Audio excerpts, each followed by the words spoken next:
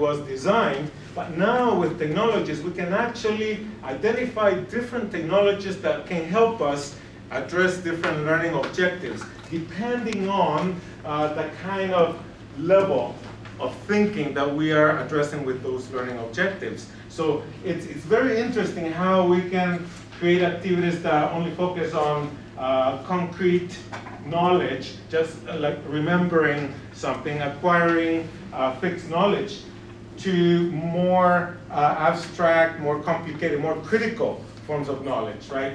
Evaluating and creating with different tools. So that's why I wanted to mention this, because this can help us organize our learning activities, our lesson plans sometimes, if we know, as you're probably aware, many of these words are very often used in learning objectives, right, in learning outcomes. And each of these categories has a long list of different words or action words that can be used for writing different objectives, like identify and compare and contrast and so on. And those are towards the middle to the higher parts of the taxonomy. So it can be a very useful framework for us to use. So one last, I think it's the last one, last related point here is, how many of you have heard about flipped learning? Okay? Okay, good. So some of you can help me at some point, but it's good that I'll be able to introduce this very briefly to many of you. Have you ever flipped your classroom? The three of you? No. But you heard of it. What do you think of it? I think it's great if you have motivated students who will do those things at home. Okay. But I teach grade 1, so. Yeah.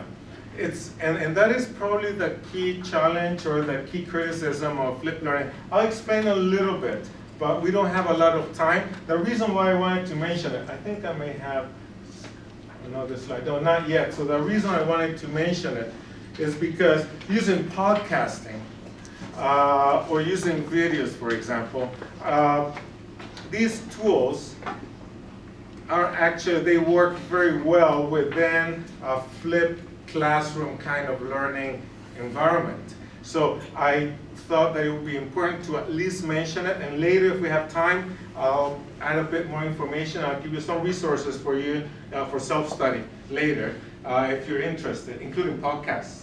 Podcasts about flipped learning. Podcasts about podcasting. So you can continue to learn about it if you think there's potential in your own classroom. Essentially, what flipped learning or flipped teaching, all of these terms, what it means is we are flipping classroom work and homework. It is estimated that in any course, in any classroom, about 90%, or in any course, let's say, about 90% of the time is spent lecturing or delivering knowledge, and only about 10% of the time is used supporting learners, helping them process that content, that learning. So what flipped learning aims to do is to flip that relationship. In other words, we will spend 10% of our time lecturing and 90% of the time on hands-on kinds of activities. So we flip that. How do we do that? Well, for example, with podcasts, with videos, even with old-fashioned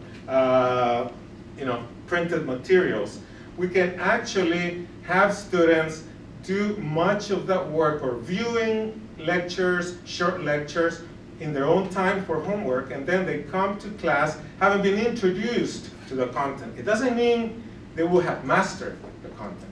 They will have been introduced to them. And then in class, we can support them in groups, one-on-one, or in different ways, doing these kinds of activities.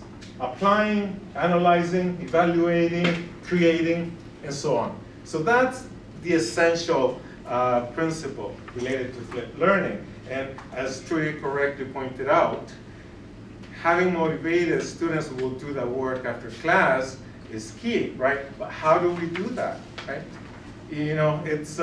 There's no magic bullet for that, right? So what has been found to work in a flipped learning environment is to provide activities, assignments, worksheets that go along with that video or with that podcast for students to do on their own. They're viewing the video, they're listening to the podcast, and they have to complete this worksheet just to show they have viewed it. This can be a very simple kind of exercise just to demonstrate that they have processed the material.